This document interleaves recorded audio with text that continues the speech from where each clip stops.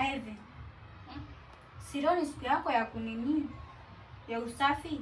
Ona marima nguo ziko.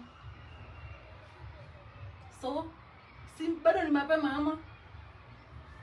Ni asubuhi yote unaniambia nini? Na vyombo utaosha saa ngapi? Nitaosha. Siwe shida ni vyombo ziosho, si ndio? Sutil.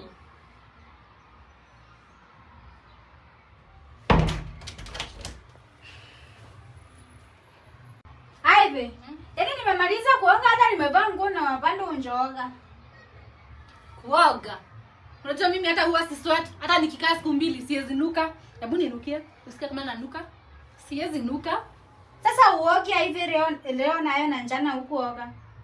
Hii inakujalisha na Pinjua tu vitu unanuka. Siwezi nuka mokamisi. Unaona hadi kala haibadiliki. Iko tu. Girl, amka. Mimi nimeenda out. Ati umeenda out? Of course. Umeenda out wapi na ndio hizi manguo za? Ini dress yangu hivi umevaa? Manguo zako si ndio hizi chafu hapa chini unachafua nguo hivi? Sasa niende na dress chafu kukiwa na nguo safi kwa nyumba. Nguo safi, nguo zangu hivi. Nguo zako ni chafu hizi na zingine umerusa huko. Unaenda wapi na nguo yangu? Punguza kasheshe. Utaamsha neighbors. Okay, bye girl. Whatever.